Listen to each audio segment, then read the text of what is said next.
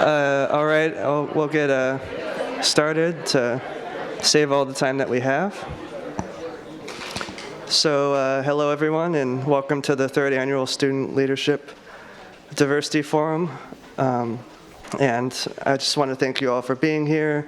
Thanks to the students from all the schools that have contributed to all of the hard work in putting this together, and also all of the effort from the Multicultural Resource Center and GPSA in sponsoring this event.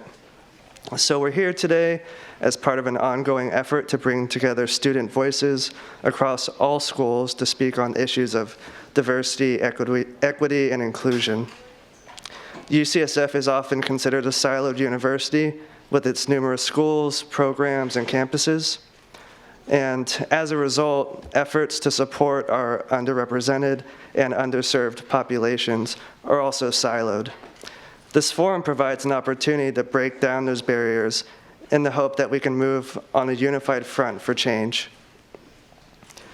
During this forum, we'll be highlighting major issues of diversity, equity, and inclusion in each school, both ongoing initiatives, but also unmet needs. We will then transition into town hall style discussion on student topics of interest, and then we'll conclude with audience Q&A. So for those of you off campus, or for those of you that wish to remain anonymous during that Q&A, you can follow this link here, pollev.com/dforum108. And when we get to Q&A, that link will be there later on too.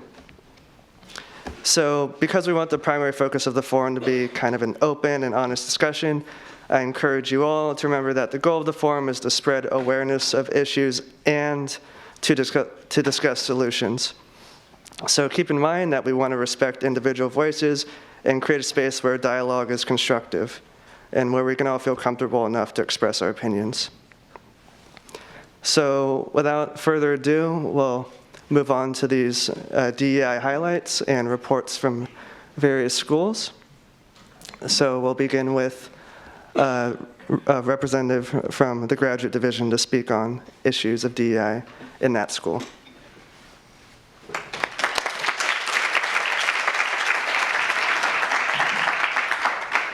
All right. Hi, everybody. Thanks for being here.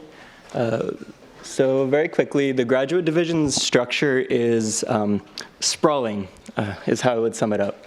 So there's about 30 graduate programs that span a variety of disciplines between the basic and social sciences. These programs are independent from faculty appointments, so those are usually departmental hires, whereas the programs are mostly based around student admissions. The majority of the students in the grad division are PhD students, and so there's a few things involved in the PhD power structure that are a little bit unique or different. And the thing that a PhD generally looks like is there's a couple of years of classes, followed by most of the PhD, which is spent doing research in labs, which can last anywhere from 3 to 5 years. Potentially longer, potentially shorter. There's no one-size-fits-all program. So there's a couple of major areas that we're highlighting for improvement in DEI work. One is because of the decentralization of the graduate program, the way that communication is done between programs and even within programs is also quite siloed. And so that's something to work on. Because of this, not every graduate program has the same kinds of programming.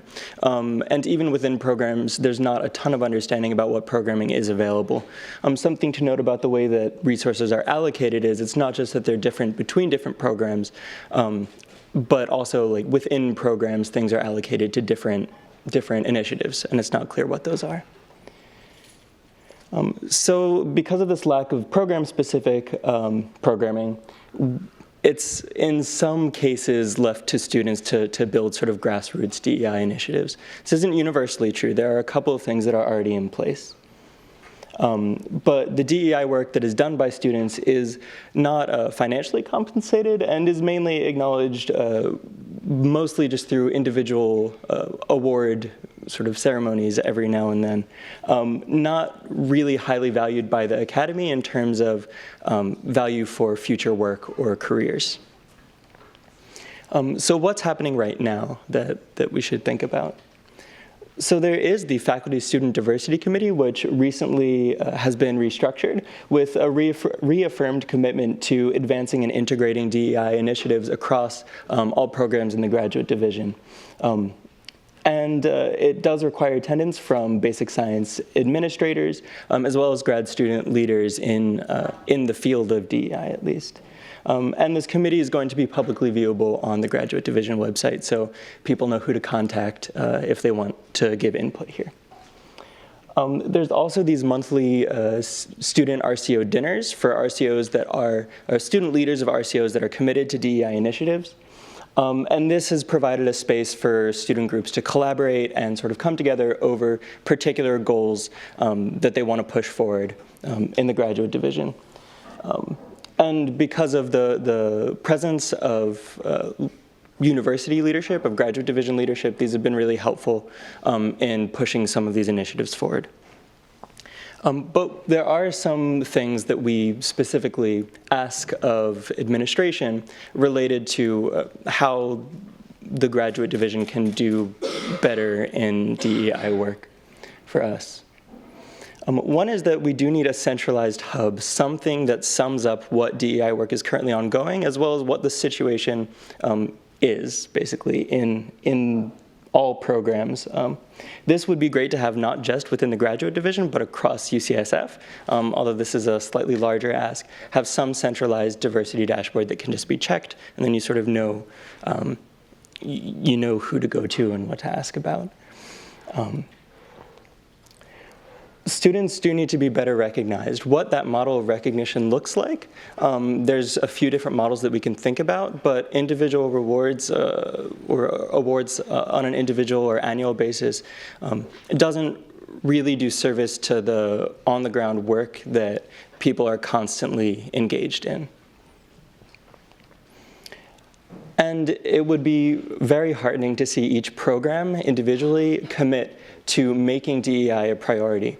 I think what all of these things sort of come down to overall is the fact that DEI work is often not centered as an important role of already existing administrators or student leaders. Rather, it's left on a volunteer basis to auxiliary or special interest groups. And the people who are most negatively impacted by the lack of diversity in the graduate division and at UCSF at large.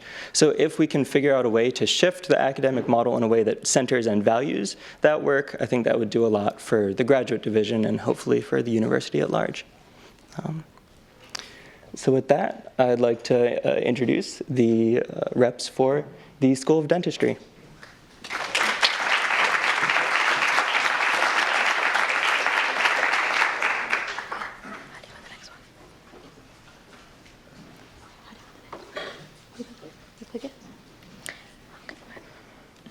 Alrighty, hello everyone. My name is Naya. My name's Merva. And we are third-year dental students from the School of Dentistry. We're going to keep ours nice and quick for you guys today. Okay, so we kind of want to start off with an analogy that the Dean of Diversity for the School of Dentistry, Dr. Taylor, told me, and it really hit home, and it's kind of the central theme of what we're going to be talking today. So there's three kind of layers when we're talking about diversity. There's diversity, inclusion, and belonging. So imagine it's like an onion and you're peeling away those layers. So diversity is like having people from different groups present. Inclusion is inviting everyone to the dance, and belonging is everybody dancing as though nobody is watching. Okay, and so we're going to kind of explore on these and the areas in which each one needs work. So hitting on diversity and inclusion, these are some of the areas of improvement that we think that our dental school needs to be a better and more collaborative environment. One of them is actually increasing our minority groups in terms of students. That means increasing the amount of African American students, the amount of Hispanic students, and amount of Native American students. They're pretty low in numbers in the dental school. I don't even think we have any Native American students in our dental school at this time. Also, a greater diversity in our faculty, and that And of course, when people think of, oh, recruitment of our faculty, we can just get more women, we can get people from different backgrounds too, but we really want to focus on minority backgrounds for these students to actually feel welcome when they come to to our university. And then actually working on the faculty that we have a lot of great faculty in the School of Dentistry, but actually providing them with cultural humility classes so that they can better teach their students and be an advocate for their students in those aspects, I think would be pretty phenomenal. And then actually giving avenues for students to speak their minds. Professional school, dental school, medical school, pharmacy school is super hard in any aspect. So trying to be a professional student and actually speaking up when you feel like you're being oppressed is a really difficult task to do. So creating those avenues where students feel courageous and welcome to speak up, I think will be really beneficial. Okay, so Naya kind of touched on diversity and inclusion. So kind of, as you can see, belonging, we feel like is our current biggest struggle. We have a few things we want to improve on in this area. So one is improving our current religious accommodation. So before this year, we didn't have a formal process where students from different religious backgrounds can request time off for specific religion-based activities that they had to, or holidays that they had to participate in. So we are currently undergoing a process of creating that. There now is something, but it's kind of touching on the second point, is bringing in experts who actually can sit on these committees and make effective decisions, you know? So in the past, it's been a lot of people who are kind of at the top that don't really have a lot of background in SID, you know, religious practices or spiritual beliefs. So one of the biggest asks for us is not only the religious accommodations, but for various cultural accommodations, having experts in those backgrounds who actually have the background helping make those decisions.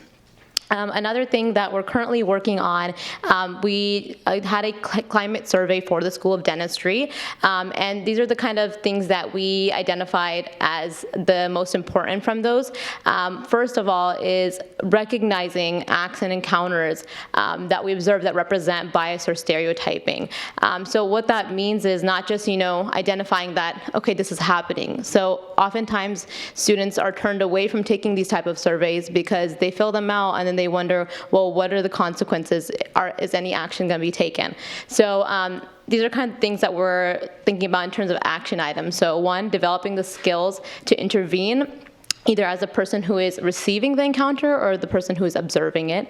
And then breaking down the ladder. I think this could be probably said across all schools in terms of hierarchy. Oftentimes when the relationship between student to faculty, faculty to supervisor, these things get a little in a gray space area where students feel uncomfortable discussing what they actually need to. And then thirdly, having specific conversations about racism and oppression.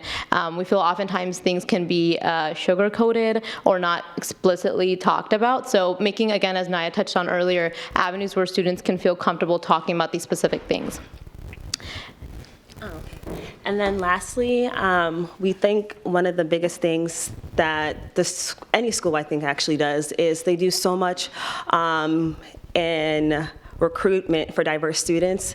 Come to our school. We've got scholarships. We've got all of these great things for you. But I think one of the biggest things that the School of Dentistry is lacking in is what actually happens when these students get here. Who's accommodating them? What are the mentorship programs that we have for them? Who is there for them when they're in clinic or they're in their didactic classes and they're failing out of these classes? Are we just pushing them aside, or are we actually providing them with strong mentors who will help guide them throughout their 4 years in their dental school program? So if we're going to invite these students here, actually finding different ways to accommodate them and making sure that they actually excel in these programs, I think will be super needed. So, thank you guys. That is the end, or the beginning.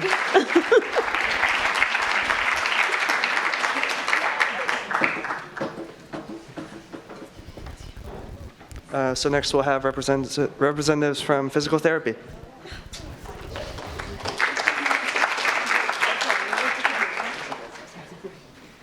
All right. Oh, how does this work? Wait.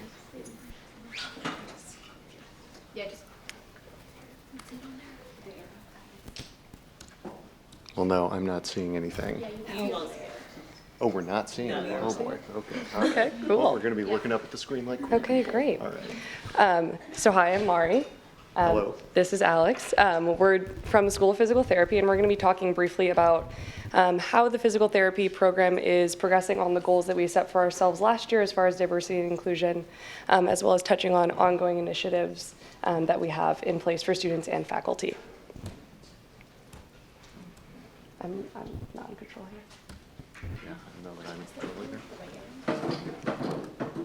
There we go. Got it. Okay. So within our program, we have 50 students in each cohort. We've got 3 years. We also have 2 physical therapy residencies, one in acute care and one in orthopedics. We've got both of our acute care residents and one of our orthopedic residents are from ethnicities that are underrepresented in medicine. So that's awesome progress there. And then our PhD program accepts 2 students every other year. So one of the big goals for the program last year was to increase African American and Latinx enrollment. So we saw a small decline in Latinx enrollment from 2018 to 2019, but we did see an increase in African American enrollment from 2 to 8%. And again, kind of taking into account that we've only got 50 students in each cohort, so those numbers change quickly and easily. As far as fostering success, the dentistry students, you guys kind of touched on this. Once students get into the program, we have a student success committee that meets quarterly to kind of take proactive action to help students succeed once they enter our program that are from medically underrepresented communities, as well as having more financial and wellness resources put into our student handbook that everyone reads and signs. So those resources are available. And we also have Sandra, who is a licensed social worker that is working really closely and is super available to us as students. So she's been a wonderful resource so far as well. Great. Okay, so one of the things we've been touching on a lot is the fact that a lot of what we are concerned with as physical therapists is kind of inside baseball, if you'll forgive the analogy. Since physical therapy in general struggles with diversity, especially along racial and ethnic lines, so a lot of our initiatives have been focused on bringing in a student body that's more representative both of the local area and of just the country and sort of world at large. And then, as Mari highlighted, also bring in some initiatives to help our faculty be more prepared to deal and work most effectively with that more diverse student body. So we take very active steps to support our faculty in any outside trainings or conferences that they wish to participate in. There are some examples up there. We have one faculty member, Dr. Kai Kennedy, who's been really active in furthering a lot of these initiatives. And she actually applied for the Watson Scholarship to create this tiered mentorship pipeline. I'll talk about that a little bit more on the next slide. And then, again, touching on things that Dentistry brought up, we've incorporated unconscious bias training into our faculty retreats so that the same sort of unconscious bias training that we get in some of our coursework as students is actually also being delivered to our faculty members. That's by Dr. Lamisha Hill. I can't remember exactly what department she's in, but I'm sure that name rings a bell for some of you. And yes. I lost my line. Okay, and then our continued action items. So I mentioned this tiered mentoring pipeline. The idea here is that we try to draw more effectively from the local San Francisco area. So the idea being that we want to set up a program. Dr. Kai Kennedy actually implemented something similar to this in Duke, I believe it was. And so that in middle school, we have high school students who are available to mentor those students, likewise college to high school, and then, of course, graduate onto college and so forth. The idea being that, if we want our student body and our profession to match the communities that we're serving, then it makes most sense to try to recruit from within those communities and mentor from within those communities. And Likewise, again, we've started a pretty big health services outcome research where we want to actually inspect our own PT practice at the faculty practice at Mission Bay and Mount Zion to make sure, or at least to just investigate how different demographic factors actually affect the care that we're providing. And as students, the three of us who are here representing physical therapy are first years, so we're a little new to this. But one big goal for us is to participate in more events like this, try to get outside of our silo, and hopefully generate some more fully UCSF collective actions and initiatives to get involved in. So, yeah. All right, pharmacy.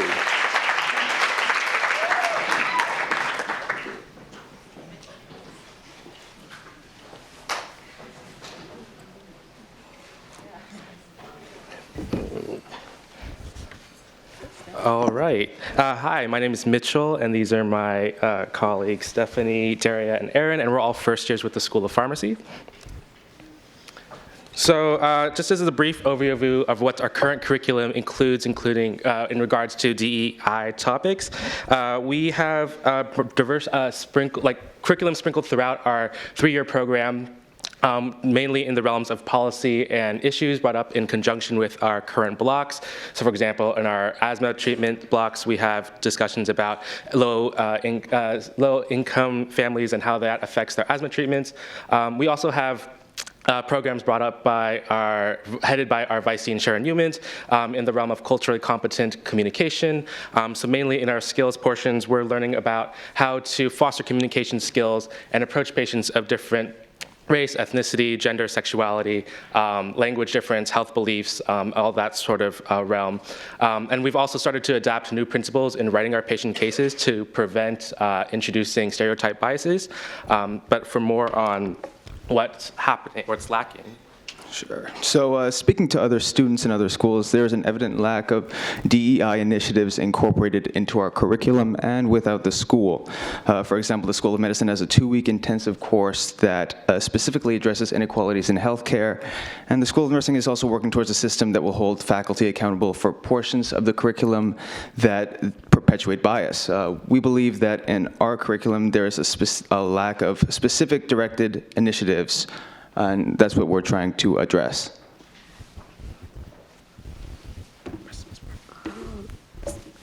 So for students, what do we want is integrating a more equity-minded education within our curriculum in the sense of how do we provide care to these populations. And the biggest thing is we learn about these populations, how they're exposed, but how do we provide empathetic care and empower patients to be able to have these conversations with their healthcare providers because their needs are very different. So we want more of that learning. In addition, we want to call in and engage in more discussions because within the School of Pharmacy, we feel that we lack the mobilization as well as the space to actually have these discussions with one another. And as a whole, we feel that it's really important to have these conversations and have eye-opening moments where we see that this is where it's important that we learn to care for our patients empathetically, and as well as holding faculty accountable and a more formalized way to talk to faculty about if they've made a remark that was either offensive or harmful to community, and how do we properly address that and bring attention to those ideas. So there are some barriers to implementation of DEI within our school, one of which being that the School of Pharmacy is comparatively small compared to other programs. For example, the School of Medicine has more than 2,000 faculty that are on board, while the School of Pharmacy has approximately 100 faculty and staff, with the rest being on a volunteer basis. This makes it hard to make change and implement changes with so many of the faculty being on a volunteer basis. There's also a culture of silence within our program and a lack of mobilization involving DEI issues. Oftentimes, our merits as healthcare providers is also questioned, which leads to a lack of action. The new curriculum does provide new opportunities for our program. Our curriculum developers are happy with the curriculum as it is at the moment, but they do acknowledge that it is a living organism and open to growing and changing. And there is flexibility within our program, and they are listening to our student voices and making changes as they can quarterly and yearly.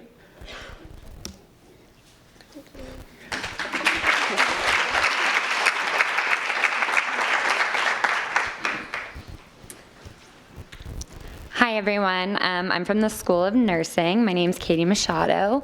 So first off, I wanted to start with what students want and where the School of Nursing has been. So the Diversity in Action Committee, a little over a year ago, conducted a climate survey that showed some pretty shocking results that less than 50% of the survey respondents felt that students from different backgrounds were consistently welcomed at the School of Nursing.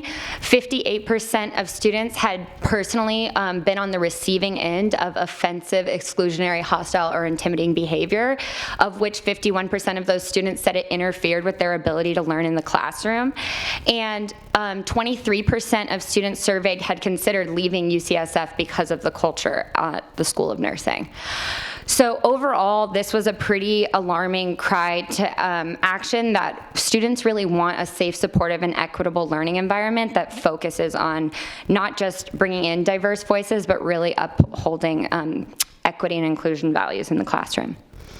So that's really what I'm going to focus on today, is the ongoing work that we've identified through that climate survey. So the Associated Students of the School of Nursing partnered with the Nursing Faculty Council to create the Inclusive Learning Environments Task Force. So this task force has just begun in the last few months, and in the brief amount of time that it's been together, they've drafted 2 documents, the first one being the School of Nursing Statement on Diversity, Equity, and Inclusion. And this document was drafted to define a shared language that we can all use to better understand what diversity, equity, and inclusion means for the School of Nursing, as well as ratify our commitment to an anti-racist and anti-oppressive curricula. And then the second document that they produced was a policy on the learning environment and inclusive curricula. This policy was largely adopted from a UC Davis policy of a similar name. And this policy basically outlines concrete steps and expectations for students and faculty and how they can support the values outlined in that first document, as well as defines both concrete steps and informal and formal policy concrete steps for reporting mistreatment, microaggressions, and oppressive content or behaviors that are experienced in the classroom. Lastly, another piece of this policy is it also outlines how these reports are going to be received, how they're going to be triaged, investigated, and responded to, as well as how all of these reports are going to be de-identified, and the data will be aggregated and released to the community, so we have really good transparency on the effects of what we're doing or what's been going on in the classroom. So just to talk a little bit about who's on the task force has faculty members from every specialty within the School of Nursing, so we have really good uptake from the faculty on this, and we also have representatives from the Associated Students of the School of Nursing on this as well. So going off this policy, that reporting system that is mentioned in that policy is being developed currently as part of the strategic plan for the School of Nursing, and it should be ready to launch by June 2020, so that's something that we're all looking forward to. Another thing is that the School of Nursing, after getting some of these climate results, developed a new position, the Dean of Diversity, and that role just went under its first evaluation with a student, staff, and faculty survey to understand the impact of that role, and is it doing its job that it was meant to do, and are we really supporting our students how they deserve to be supported. And then another thing that has come up recently, just yesterday, Kat and the ASSN president and myself met with Dean Gillis to discuss student and faculty retention. As many folks here have already spoke about, we often are recruiting students from diverse backgrounds, students of color, and we're often not supporting them with the appropriate accommodations. And so we really believe that this needs to be an area, especially in light with the accreditation that's coming for the School of Nursing. This needs to be a quality improvement project that we are really working towards to really create a safety net and a system level infrastructure that really supports these students throughout their careers. Okay, so barriers. I've kind of touched a little bit on some of them that we've already, that we're all really experiencing, but one of our things that we've noted is that we can't just recruit diverse voices without creating a system-level transformation, and that is partially through professional development of our faculty and like cultural humility workshops like folks were mentioning earlier, but that's also creating those mentorship programs and pipeline programs, and as well as developing like not just ad hoc services when people are beginning to fail, but really a firm safety net so people don't even get there. Lastly, another thing I want to recognize is that there's significant burnout and burden of the unpaid time and effort, especially that students and faculty of color are experiencing that are doing this work, and we really need to make anti-oppression work and anti-racism work a shared endeavor, and it can't just be a burden that's falling on our marginalized voices. So thank you for your time, and I think it's School of Medicine.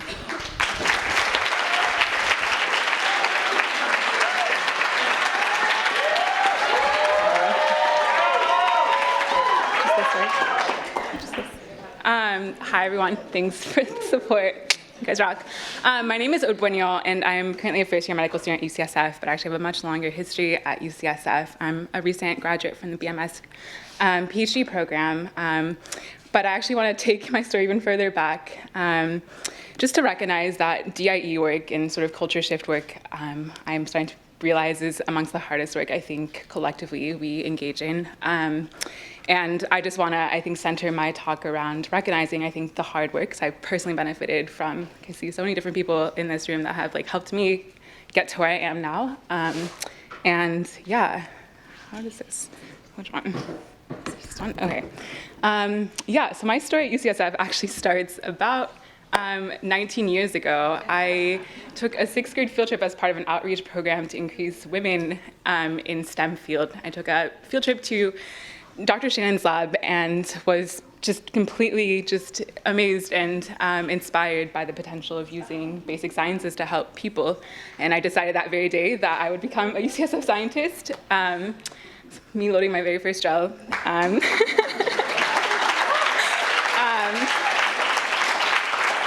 so yeah, I wrote that, and I actually beat my own prediction and graduated with my PhD 1 year fast. So I'll like hold on to that.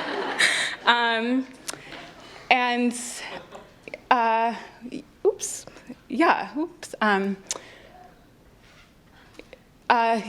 so my PhD was a really tough experience for me, I think, for like a lot of the reasons that students have brought up. I think I was super inspired by these types of trips. I actually did summer research as an undergrad here at UCSF for 2 summers. So UCSF really is the only reason I'm here, and the effort of DIE efforts for the past 2 decades is the only reason I'm standing up here. And so I just want to center this around really thanking everyone for their hard work, because it does work. But I think there are limitations and barriers to that work, which the students have so well laid out beforehand. I just want to sort of center and continue pushing that conversation forward. I think the efforts really stem here. Like, I almost didn't graduate. I was about an inch away from quitting my PhD program because it was really difficult for me to find community and support here. And I eventually overcame that, graduated with some national fellowships and peer-reviewed publications, and decided to attend the School of Medicine right after graduating my PhD, because I figured that that was the only way I would be able to ensure that my science can reach my communities. And so I'm super proud and excited to be in the School of Medicine. It's been amongst the best 6 months of my life. And I think relative to grad division, I think I'm so amazed and inspired by the School of Medicine's successes around DIE efforts. We have this new Bridges curriculum, which is really innovative in medical pedagogy, and this inclusion of the H9, H&S blocks as sort of centering the social determinants of health as part of our learning experience here has been really innovative. The Differences Matter initiative started after student-led advocacy for White Coats for Black Lives, which has been really transformative, as well as creation of a lot of different spaces and systems of support for marginalized students, staff, and faculty. So there's a lot to celebrate, I think, within the School of Medicine. And I sort of just want to focus around the Differences Matter initiative, because I think this has been the biggest vehicle for sort of change and cultural level change at UCSF. And so the pitch is this kind of multifaceted effort to sort of lead a school medicine-based effort to sort of designed to create a more diverse, equitable, and inclusive academic medical institution, sort of wrapped around these 6 focus areas. And I think, as a lot of people have mentioned, I think these are all sort of great starts, but I think we have to recognize what the barriers are to DIE efforts. And we've been doing a lot of quality improvement as part of med school, and I think a lot of people have pointed out there's some core, I think, insufficiencies that lead to barriers and sort of like lack of progress around a lot of these issues. I've been here for 8 years, and I can tell you these conversations start to sound a little bit stale because there hasn't been sufficient progress. And I think that stems from a lack of institutional accountability, urgency, collaboration, transparency, consistency, and visibility around a lot of DIE work, as well as insufficient institutional buy-in in the form of resources, time, space, personnel, and policies. And I think a big limitation as well is the sort of framing of DIE at large, and I think the School of Medicine has really been driving, I think, where the culture at UCSF Health needs to shift, and I sort of want to frame this around the DMO effort, where we really sort of need to shift away from DIE and more towards a bolder stance and really try to make UCSF a truly nonviolent, anti-racist, and anti-oppressive academic medical institution, not just in the country, but in the world. And I would argue that this is the culture that we need to really be true to our core stated values as an institution to advance health worldwide. And so to that end, specific to the School of Medicine, we have a couple to ask. Specifically, we want to increase the consistency and longitudinal inclusion of social justice and health equity issues into our Bridges curriculum. We're coming up on a 5-year review, and so we would like the school to hire community members and external consultants with expertise in critical theory, transgender health, and social medicine to contribute to this review. We want to require that all the faculty that teach us have the competencies in structural bias and structural forms of oppression. And we want to establish minimum standards for the inclusion of health equity issues as part of all our curricular components. And we want to require that only subject level experts design and teach the H9 HNS curriculum.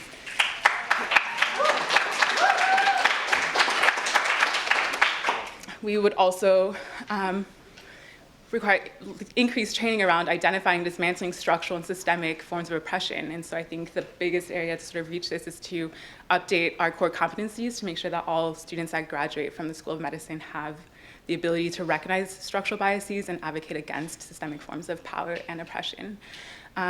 Also, as many of the schools have also stated, I think DIE efforts, I've known this all too well, it gets put on the already marginalized, and this additional tax that we have to carry. Even putting this presentation together, I wasn't able to focus in my small group this morning, and so it does tax and it takes away from my ability to become the best physician I can become. And so increasing the funds to actively support URM students and staff once they're here is huge. Also increase recognition and compensation for this type of work, and also to base faculty hiring and promotions based on track records around anti-oppression and anti-racism work. And lastly, I think accountability and transparency is always key, and so we would like as students to have written responses to some of these asks as well as status updates so we can sort of follow these conversations. It's hard to know where things are going.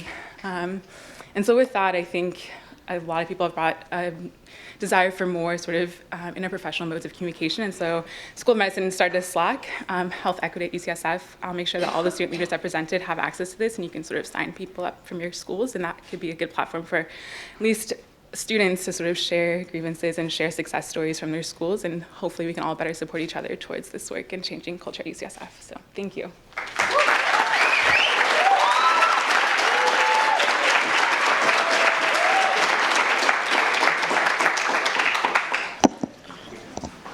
All right, another round of applause for all of our student speakers.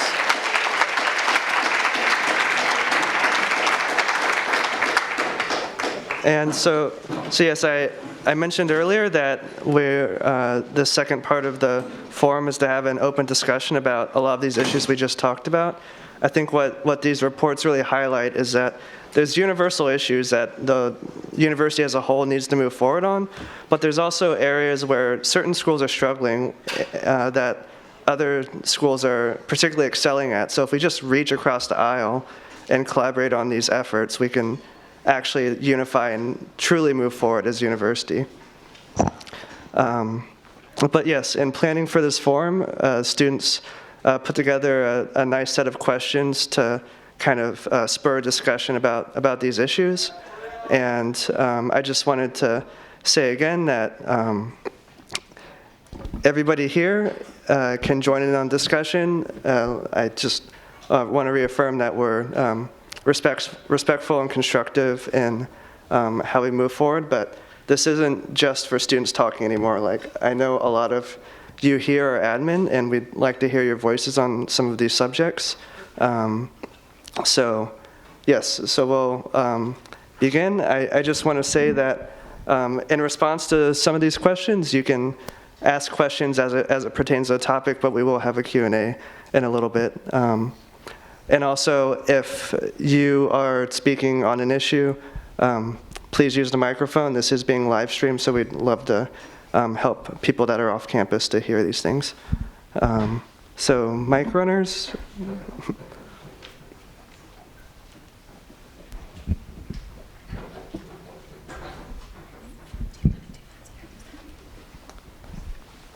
All right. Okay, so we'll start with something big and broad. So how do we make everyone accountable for racism and discrimination and DI initiatives at UCSF?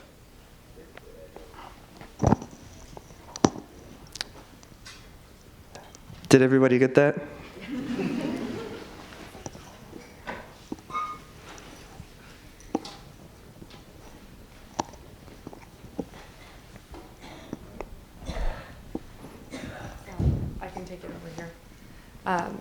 So I think the first step, this is a place of education, and all of these things start with education. So I think a lot of the issues that we run into stem from people just not having a basic understanding of what other people need or what other people's experiences are. So if we start with education, which is what a lot of us are asking for, that there are trainings in place, that there are classes, that there are seminars available, that creates accountability. Because if the resources are available to you and you choose to ignore them, that's one thing.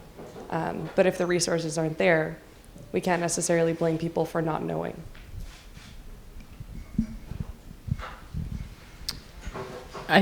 Sorry, back here. My name is Janelle. I'm from the School of Nursing, and I think I was here for Dr. Nadine Burke's talk earlier, and she presented kind of this goal of decreasing ACEs by 50% in a generation. And I think that we have to think big and we have to live with courage in order to face these things.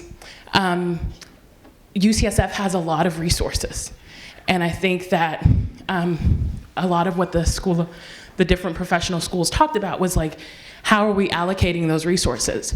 We talk about health equity, we talk about kind of providing supportive services to vulnerable communities, and I'm gonna speak for myself because I'm from Bayview Hunters Point. Like, I wanna go back and practice in my community, but there's an attack on service-based loan repayment programs by the current presidential administration.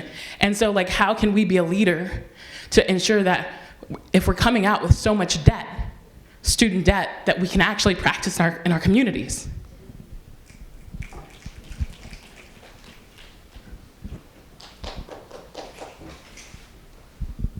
Hi everyone, my name is Matt. I use he and they pronouns. I'm a third-year MD PhD student. One thing I think that's a barrier, and maybe something that could be addressed, is I think one thing is educating about maybe resources that do exist and dreaming about new resources that should exist. And I think one thing that I've noticed in sitting in grad school, in the medical school, on this ODO LGBTQ committee, is that there are a lot of committees, but so many students, so many learners, so many faculty, so many staff, are not in communication with each other, and we're incredibly siloed as a university because of that. And it kind of feeds into itself to the point where I often feel like resources maybe do exist here, but people don't even know to access them, partly because they're trying to just pass their classes. And I think we shouldn't demand students kind of always have to reach out and grab the things that they need, because I think so many people are just struggling to even succeed in the first place. And I think the more we're proactive about offering those to students and really reminding them that we're here to help, I think we'll all be better for it. That was another major question that we had on our list about, this could be a useful brainstorming session, because our question was, how do we improve communication about DEI issues?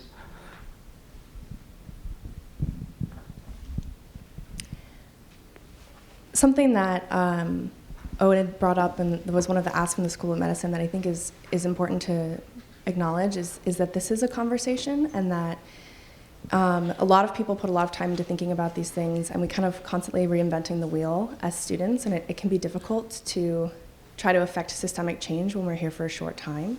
So I think thinking, how to bridge that gap in terms of institutional memory between the administration who are here on longer term initiatives and students who are, on the ground living this experience, that it's great to be here and to listen, but that to just also engage and respond to these things and communicate those responses to students who are coming up with these, so it doesn't sort of disappear into the ether.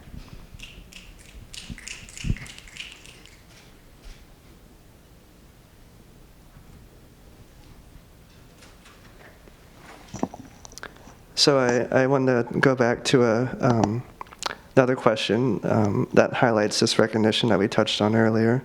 So how does DEI work actually help students move forward in the pipeline? And how does it actually help their future careers?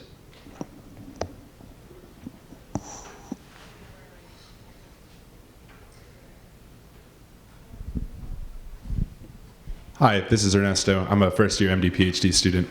So I think coming from a public school, UCSF has a special responsibility to build up an institutional pipeline to bring in people who have not had opportunities, who come from backgrounds that have never seen what it is like to be at a top institution, including myself, who is an immigrant from Honduras. Not seeing someone who looks like me in the doctor's office or in the lab, or what even a lab looks like. And so with these kinds of institutional backing to try to increase diversity, increase access, and I don't think we're always doing that. I think we accept a lot of students who are from these backgrounds, but then we don't give them the opportunity to come here because they don't have funding, because other schools offer them different opportunities, because there are other places that they can go, and we lose out on building the future leaders of our fields.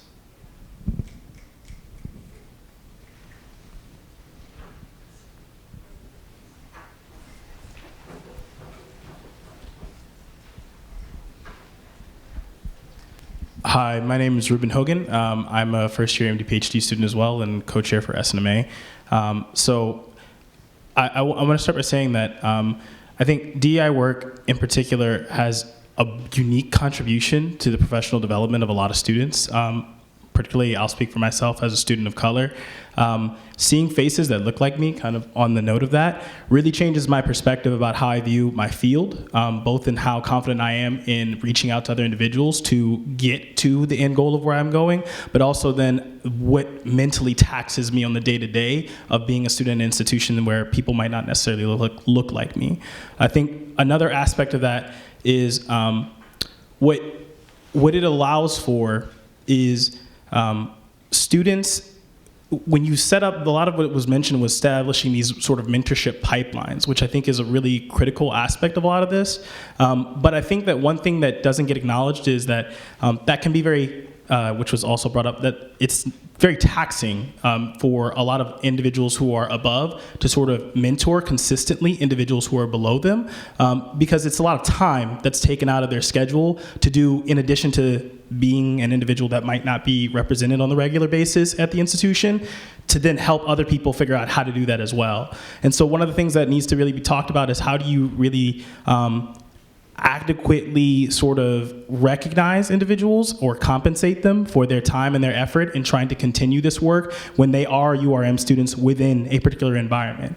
Allowing for those students to then, not even just students, but those faculty members then to have some sort of increased recognition or time off for their own research or their own academic development, allowing for those who are doing a lot of the mentorship work to then take time for themselves to progress academically at the institution and move up in essentially that pipeline.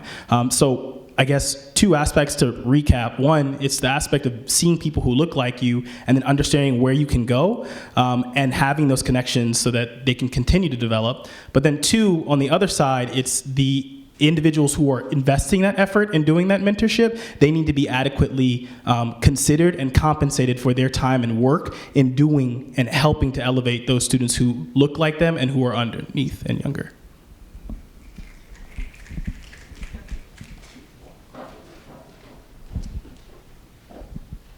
Hi, I'm Nadia. I'm a third-year bioengineering student in the graduate division.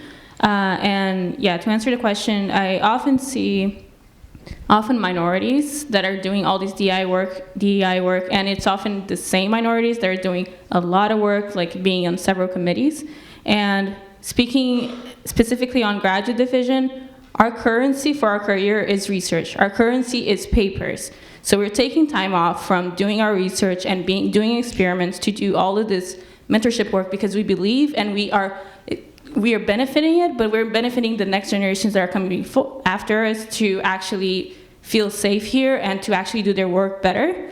So if we're taking time off of our research for something that will impact our career, we need to be compensated for it. Create a TA position for it, a research assistant position that we're talking about DEI work. Because we're often reading papers and researching a lot of things about like how to better create strategies to increase student recruitment or retention. So if we're doing actual research work to do this, then create a position for this, then we're compensated for it. Because it's very easy for administration to be like, okay, then focus on your research, don't focus on that. But it's our livelihood that is at stake here too. It's the next generations that are at stake. So we care about these things. So we need to be on the table, but we need to be compensated for that. Because I also want to have a career where I'm an excellent researcher, and all this other work that I'm doing needs to have some value for my career as well. If not financial, then I don't know, fellowship or something.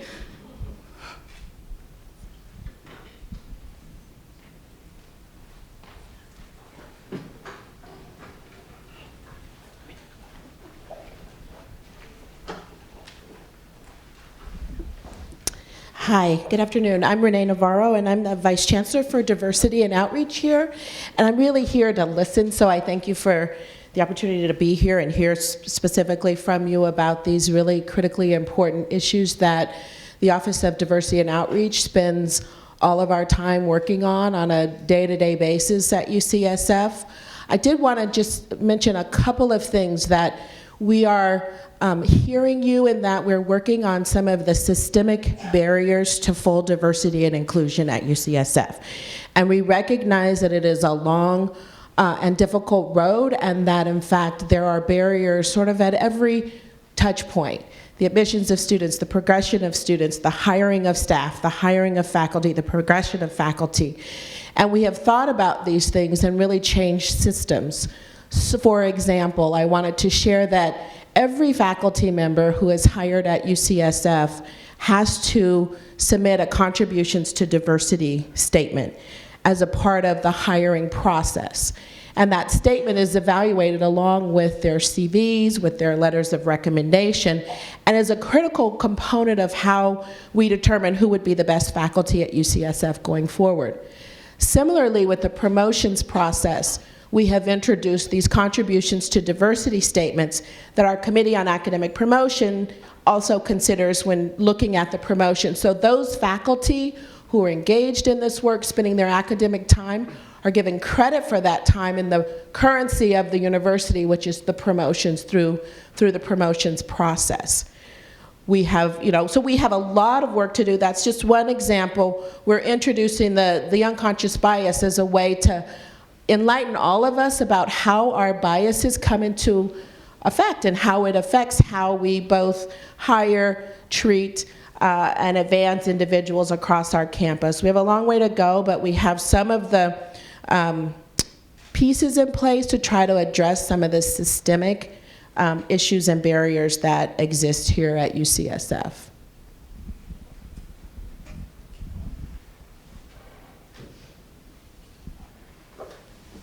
I think I'd actually like to add a comment as well. Just hearing what people have been saying about rightly compensating and acknowledging the work that's being done by people from underrepresented demographics. I think there's another component to that as well, which is that all of our white faculty and students need to be similarly educated and held to account to have the competency and humility to actually be able to mentor all of their students. There's this kind of expectation that, that we need to, that work only needs to be held because it's sort of optimal, but at the end of the day, everyone needs to be involved, and that includes the people for whom there might be a steeper learning curve initially. Yeah. Hi, everyone. My name's Dana. Up here.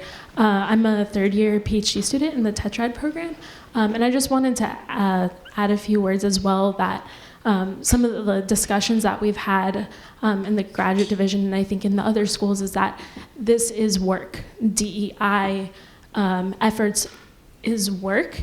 And I would say majority of our faculty do recognize that, and administrators recognize that, but I still think that there needs to be, and we think there needs to be as students, this shift in that, like a paradigm shift in recognizing that this is work, and it doesn't just have to be at the bench, it doesn't just have to be in the clinic as a doctor, as a nurse, as a physical therapy student, and that, and just, I guess, recognizing that people that come from maybe diverse backgrounds, that this is something that enriches our time here, and we do enjoy doing it, and that we don't have to focus on diverse as, oh, maybe I'm not a diverse, like, what am I not? Maybe you don't consider yourself diverse, but what you can be as an ally to these DEI efforts.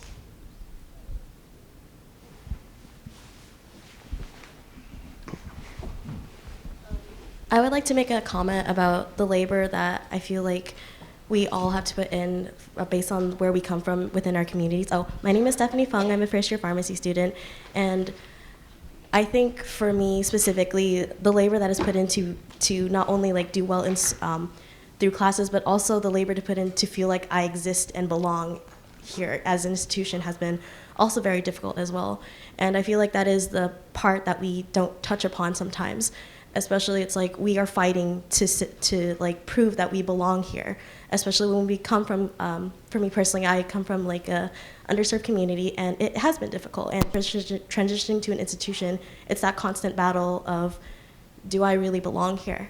And oftentimes, I feel like why this pipeline work is necessary and why DEI is like important. It's because hopefully the next generation that comes here, that comes from a place that identifies to what I had to go through, they don't have to feel that they have to work 10 times harder so they have to belong here.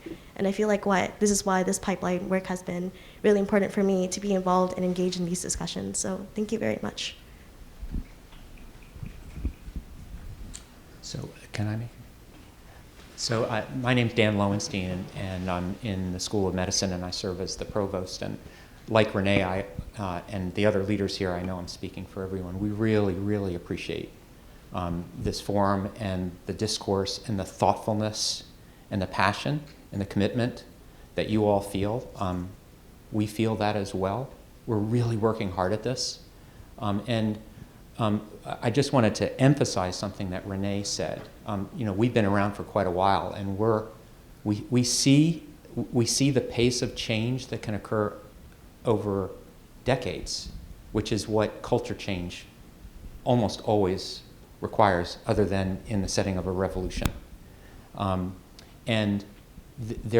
is a change, and I think it's going to continue to address a number of the concerns that I've heard here about the diversity tax that people feel, the need for having an environment in which you, as you said, no one's looking at you when you're dancing. That's going to require a change in the complexion of every member of this community, from the leadership down. And the efforts to affect the hiring and promotion process through the requirement of diversity statement, I can tell you, and the others here can as well, from firsthand experience, it's having an impact. It's been remarkable. We didn't do this 10 years ago. It wasn't required. Now everyone has to prepare a diversity statement, and we've seen a range of their quality. Some of them are superficial, some of them are deep. but it's becoming part of the skill set that we're expecting everyone to have. And so in addition to folks who have lived in a world in which, through experience, DEI just comes natural and it's part of their skill set, I think we're going to see an ongoing increase in the number of allies that have to be able to respond to this need for having the skills and the knowledge and experience so that they can say, this is part of who I am when they apply for a faculty position or a staff position or get promoted. Because allyship, I think, is going to be a critical part of the solution to a lot of the problems that I'm hearing today. So, again, thank you for your thoughtfulness. Hi, I'm Max. I'm a grad student, third year in neuroscience, and in my relatively short time here, certainly in comparison, I feel like I have seen a lot of, a number of changes that make me feel very hopeful about the capability of the institution to make some positive steps, especially in terms of the work that I've seen my fellow students and a number of faculty do, and a lot of new recruitment initiatives, and I'm not really privy to the extent to which people who are applying for faculty positions are positioning themselves in their applications as having particular skill sets, but it's still obvious even through other mechanisms that people are applying for positions that are specifically made for folks of diverse backgrounds. So I appreciate that. One thing that I feel like I hear talked about a lot less, and I have on occasion, I've heard about a lot from current faculty, certainly in my program, but does not seem to receive the same amount of discussion on the institution level, is how do we actually support the faculty who are coming from diverse backgrounds, who are doing all this tremendous work trying to support their students once they're already here. And you mentioned this in part with figuring out promotions, but I think a lot of other things should be considered in terms of lots of other resource requirements, space, time, mentorship for faculty, even things that are as simple as how much space do you get in an AML facility when you're hired compared to other faculty who know to ask for as much as possible when they come in. Very little things like that, I think, particularly having faculty mentor incoming faculty as they're making their various decisions about how to set up their labs, those kinds of things could make a really big difference. And very specifically trying to communicate with students what those steps are, which again I feel like I haven't heard as often, for supporting faculty in a longer term period, especially as faculty of diverse backgrounds achieve greater seniority.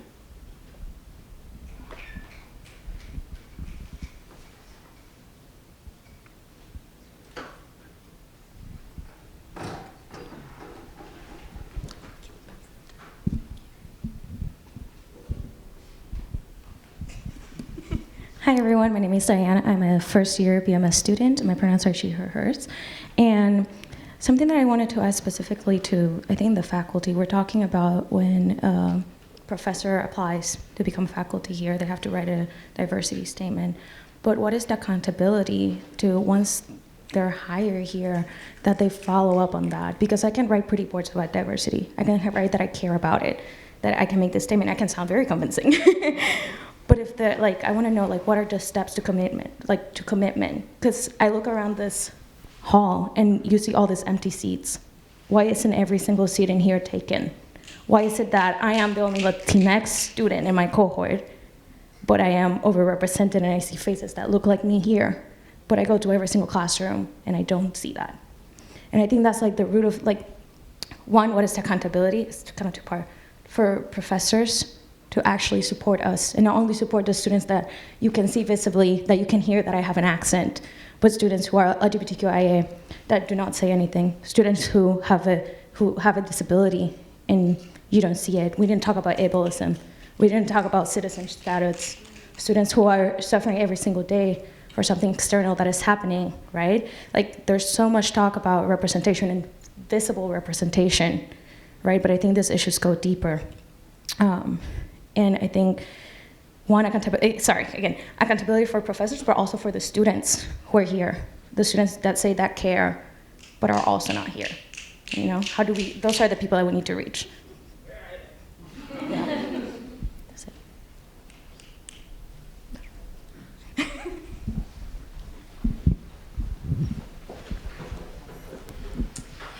Thank you for that, because I was also thinking about who's in the room and who's not in the room. And as I look around, I see like faculty from certain schools. And one thing I notice when I look around the room is I don't see anybody from nursing, from faculty. No, I said faculty. I know Janelle, you're awesome. I know you, Janelle. But no, I see nursing students. But yeah, but I'm looking at what faculty members and what administrators are centering this work and valuing it and showing up, and who aren't. And that's just something I want to, I think this is a pretty big and important forum, and the fact that our administrators are not here shows where their values lie. I'm sure they were invited. The posters are everywhere. In a good way, good advertising. I'm just curious how the word was. So my name is Catherine. I lead an outreach program here, and I only saw this on the Wills listserv, and I happened to read it carefully and came. So I would just be curious to hear how the word was distributed, and would like to see it distributed more widely by leadership and others in the future. I agree.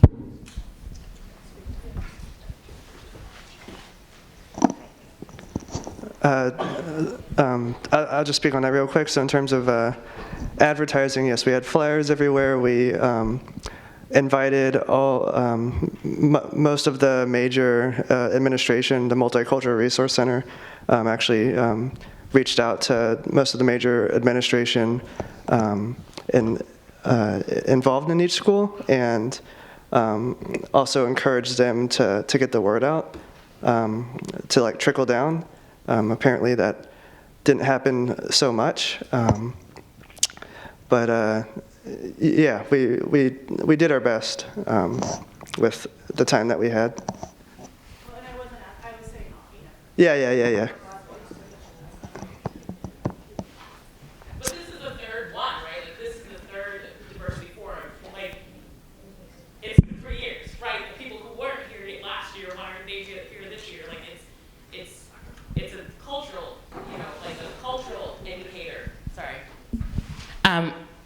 My point is that it's been 3 years that we've been having this forum. People should know about it. People knew about it last year. People know about it. I know about it, and I've known about it, and it's been in emails, and it's been in our, our newsletters. And so, the fact that Cole Hall is empty when just an hour ago for Nadine Burke-Harris's talk, it was full, speaks volumes about what we feel about DEI work.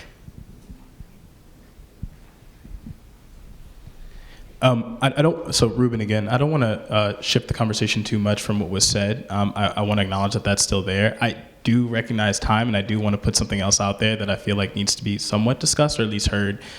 So from the student perspective of someone who programs for students trying to increase DEI efforts, albeit within a specific community, but still worth it, is that there are certain institutional barriers that exist for students programming that become very difficult to surmount.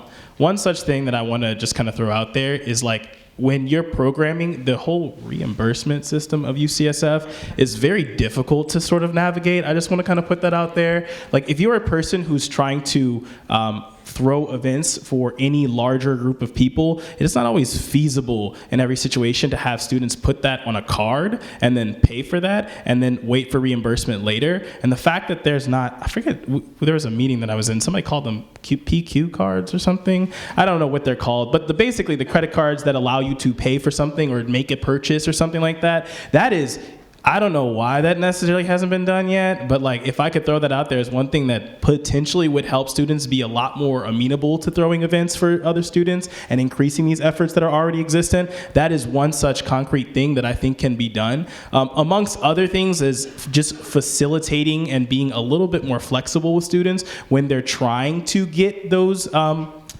get those funds to the right places. That is also another barrier, because navigating which fund is which goes where, the associations and restrictions that apply to this fund versus that fund, like the 1,001 headaches that exist to any amount of money that you end up getting as a student to program for other students is an unneeded barrier and makes it very difficult and somewhat undesirable to actually then throw that event or any sort of thing for people. And I think that really does restrict on the amount of ingenuity that a lot of students have in terms of events that they can throw for their fellow students, how they can make them feel comfortable and protected, so that even when, and I'm not saying, again, I want to acknowledge that there are amazing admin here, and many of you have either seen or heard from me, and we appreciate you deeply. But I do want to say that, like, even when those sort of support systems fail, students as students can't even necessarily help other students. And that's also another issue that I think is a little bit more difficult, because we can't even, sometimes don't have the infrastructure to supply those own support networks for ourselves, which are theoretically the little bit more immediate things that we can do, rather than waiting for institutional change on a larger grand scheme on the level of years and 3 years in the making. So I just wanted to put that out there as another thought. I will now rest my peace.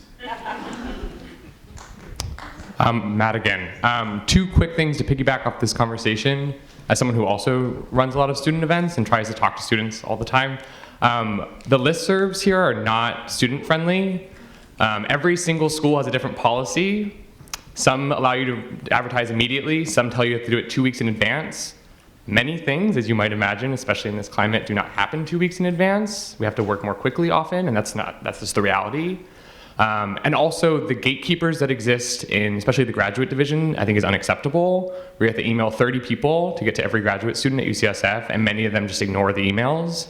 And many of the emails on the graduate division website, just FYI, whoever's in charge of this, those people don't work here anymore, and they haven't been updated in the 3 years I've been here. And I don't know who, like, Moose O was, for example, but that email does not exist, just FYI. It should be an easy fix. Should be an easy fix, and it would help a lot. The second point I wanted to make as well, I've now forgotten. Shoot. Oh wow. But yeah, events are difficult to plan, and I think that's a real bummer. Oh, the other thing I was going to say, I can speak for the BMS first year cohort experience in that many of us tried to come to this event and were then told that we would have to take an absence from our class that was during the same exact time, despite explaining that for us as diverse students in the cohort, it was really important. And I think, frankly, that's unacceptable. I wanted to say something on that note too, and it goes back to something Nadia said, and it's been raised throughout the whole forum, which is like there's this wider culture of choosing productivity over people. And I think that's another thing that really needs to be changed, is that this is the false dichotomy between focus on your research versus focus on your community work. And I think that needs to go away, somehow integrated. I'm Max Kermel. I'm a faculty in Immuno-X.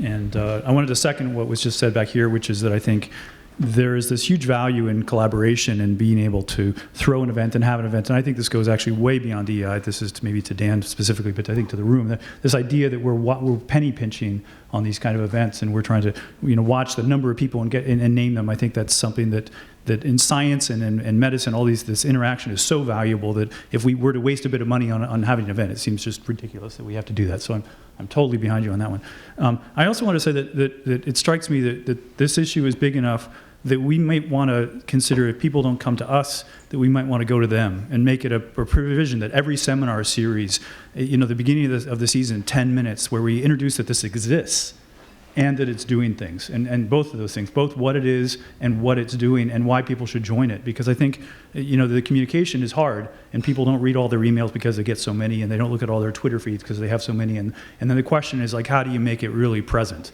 And I think there is an element of taking this further forward that we could do at a system-wide level. We say every seminar series has to have an introduction at the beginning of the year or course where, at least for a year or two, you introduce that this exists. Because I think some people don't even recognize what it is still. They see the words on an email and they're like, yeah. And so I think that might be. Okay, if you have a last comment, we're like over time, so just make it quick. Sure. Hi, my name is Deborah Yip, first-year student at the School of Medicine. I wanted to piggyback off of Diane's comment regarding just addressing the fact that new hiring policies are asking for a diversity statement. So I really appreciate that idea. And I wonder what's happening. How are we holding older faculty and staff members accountable? They were hired prior to this new diversity statement policy, and the impression that we have about the old guard is there are some people who honestly don't believe in DEI training. I've heard from another med student that they heard a faculty member question why we need DEI. And it's understandable, they were hired during a time when times were different.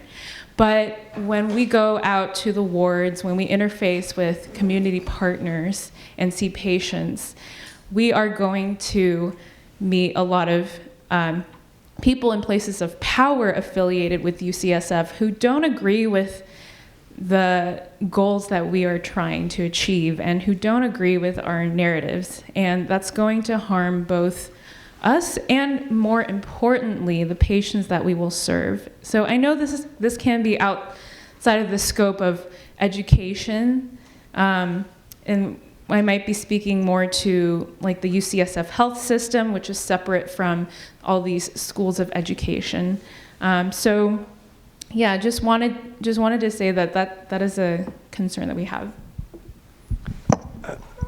A real quick response is I'm a chair of a basic science department, and what Renee said, as a chair, I have to write letters for promotions and merits and advancements, and there is a specific section now of all chairs' letters for any kind of promotion that asks for participation in diversity, outreach, and whatever. I think So you may have misunderstood. She's not describing people who are working on getting promoted, but the people who already hold all the power. if you have a merit, if you're up for a merit, that's part of the merit process. Because I'm not familiar. What is that? What's a merit? Okay, so if I'm a full professor, okay, there are 9 merit steps.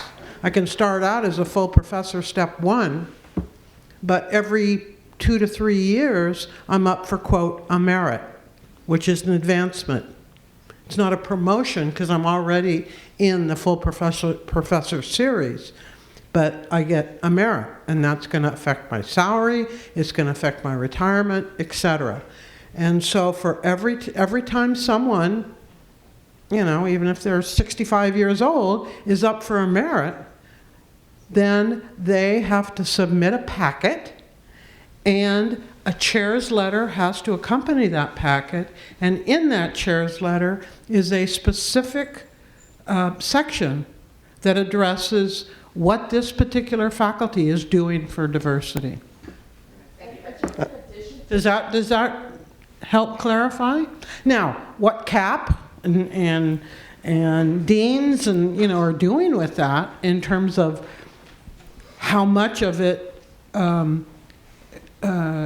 weighs on advancement, that I don't know, but at least it's in the packets now.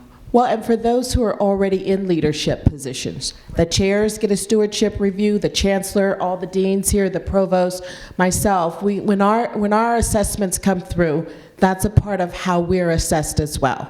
I personally go to the stewardship reviews for all of the department chairs and talk about what they have done over the course of the ensuing, it's a 5-year cycle for that, and we talk about that, and that is a part of the evaluation of their success as a leader at UCSF and at UCSF Health too. That is a part of what we're doing. It's at UCSF because ultimately it's about health care, health equity, health justice, and so we're rolling out initiatives so that we can better care for all patient populations as well. And I know we're going to bring it to a close, but look, there is a range of incorrigibility among everybody, right? So there are going to be faculty that don't get it. There are faculty that don't get it. They're going to die off. They are because the sea is changing. We are part of a sea change, and we've got to bring people into the environment. We've got to make them accountable, and for those that aren't, they're not gonna last over the long term. So you're going to continue to encounter for years people who don't get it. But the change is happening, and it's because of some of the things we're talking about. And this being able to bring the people in who understand what it means to walk the walk, and then holding everyone accountable to that is part of the change that's happening. I'm certain of it. So. All right. So that brings us to a close over time, but that's good because these discussions could go on forever, and that's indicative of the work that still needs to be done. I just want to honor everybody that came and all of you that stayed here for this, and also especially the people that put themselves out there to be vulnerable to speak on these issues. So.